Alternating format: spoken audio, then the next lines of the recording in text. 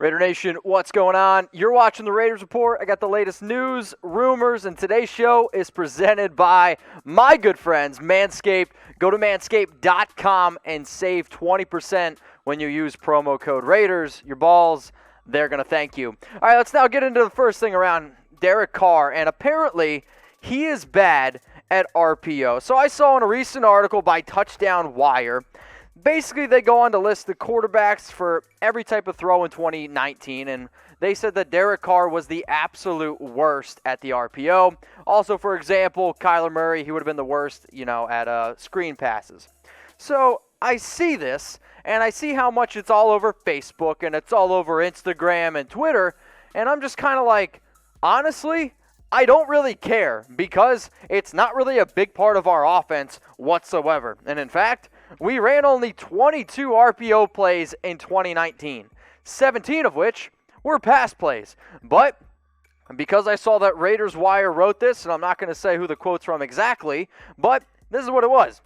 It seems very unlikely that the RPO offense throw will be going away from the Raiders offense at any time soon. Carr will need to make dramatic improvements here if the team offense wants to improve in 2020. Sure, you need to improve every single year, but again, if it's not really a part of our offense, I respectfully disagree with that quote. Now, here are his stats for the RPO last year, Carr. 12 of 15, that's actually not that bad. 106 yards, okay. The reason why he had the lowest QBR is because of that one interception. But I'm going to kind of take this spin here from Raiders Wire, and I'm going to say, you know what? I actually like what the Raiders did this offseason because let's just say they do want to run some more RPO.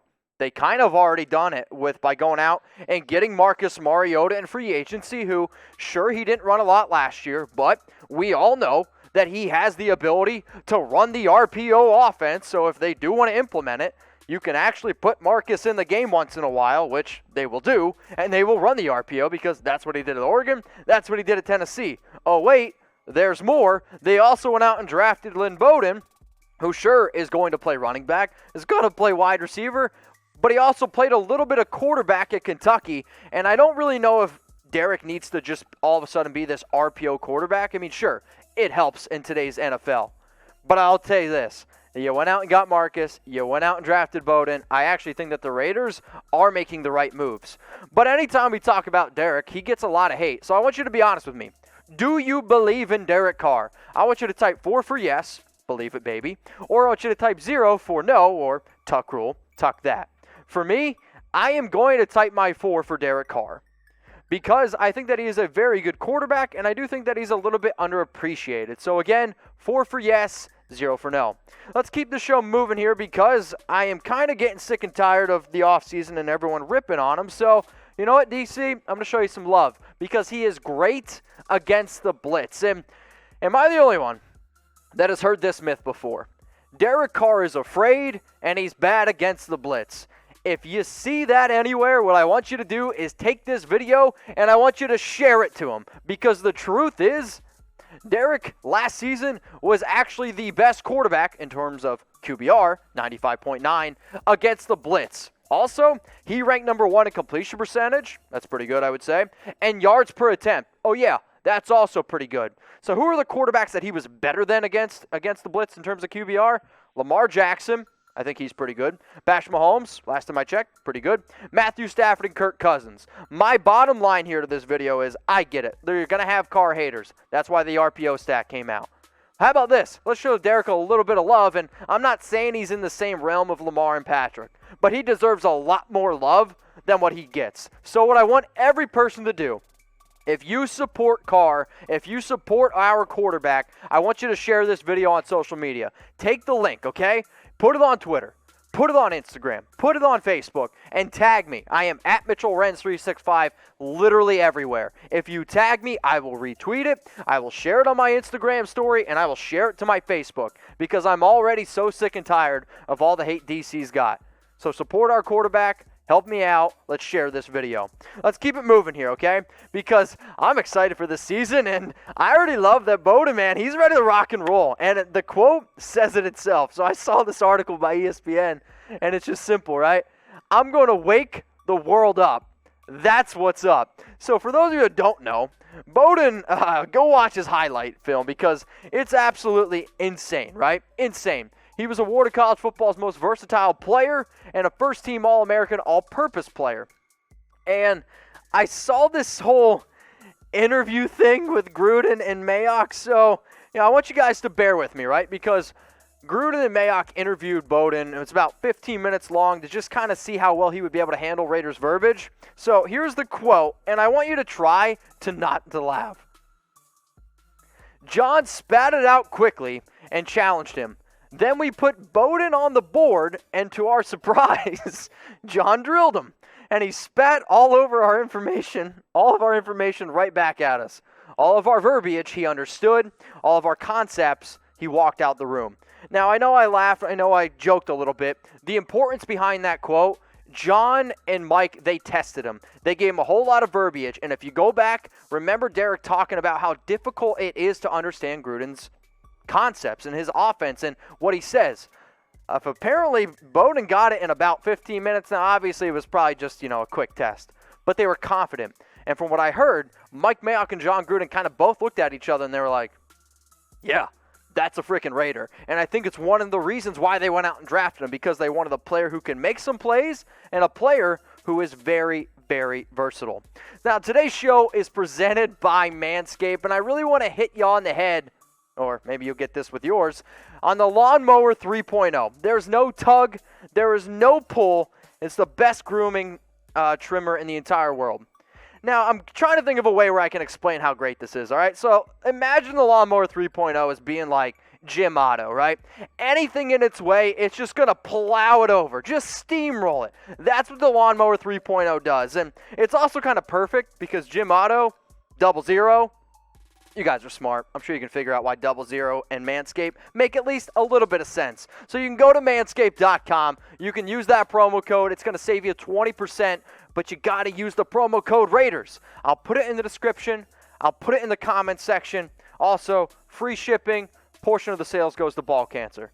Yeah, you're welcome. Also for the joke, Jim Otto, 00.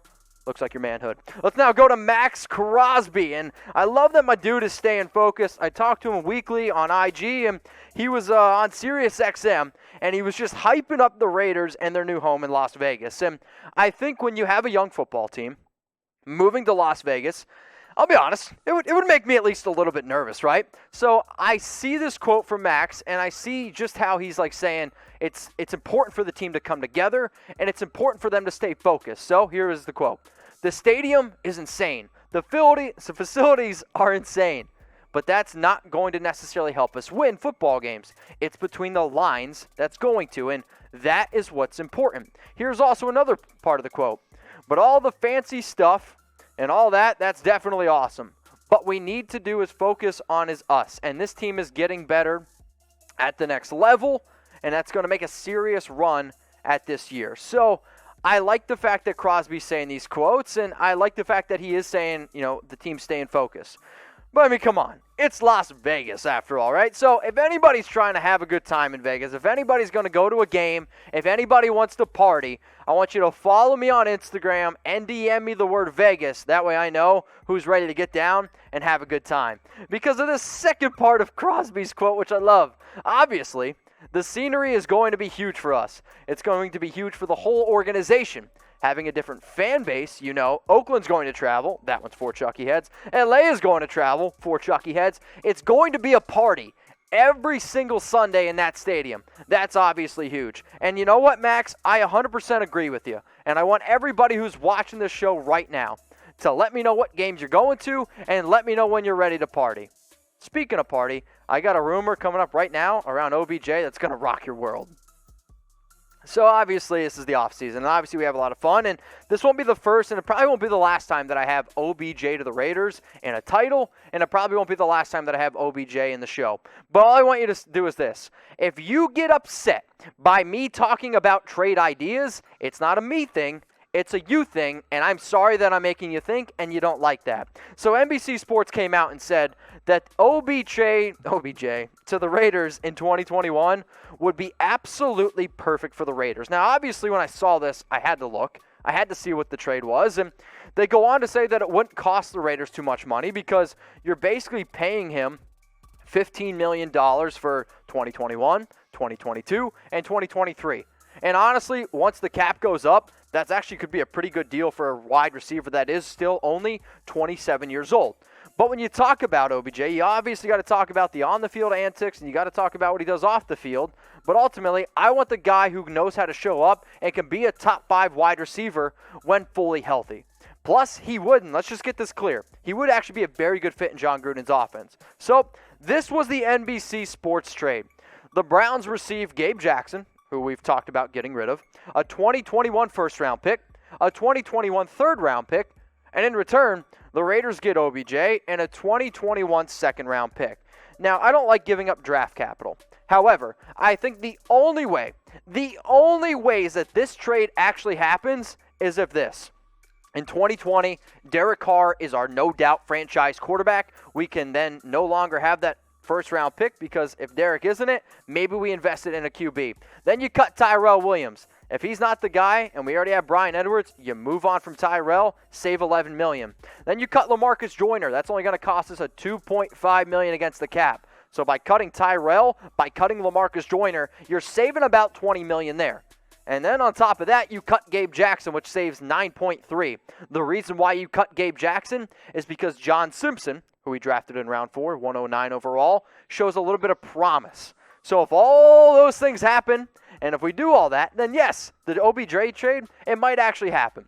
So I am really trying to go into my crystal ball here, okay? So you have OBJ, Henry Ruggs, Hunter Renfrow, plus you have Darren Waller. Plus you have a great running back in Josh Jacobs. All I'm saying, if you're trying to sell some tickets, if you're trying to make a little bit extra money, and if you're really trying to compete with the Chiefs, this would be one incredible offense. So before I leave you, I'm going to hit you with these two things to do. I want you to share the video on social media, Facebook, Twitter, Instagram. Take the link from the video that you see up top and share it everywhere, and remember to tag me. And also vote. Would you make this trade? Type OBJ for yes or no BJ for no. Raider Nation, what's going on? Is this the #1 Raiders channel on YouTube? For Chucky Heads, believe it, baby. And if you haven't already, subscribe right here. I'm giving you Chucky Heads, news, rumors, Raider Nation rumors. And look at this. I'm making your life easier. Check out my next video. Thanks for watching, and go Raiders.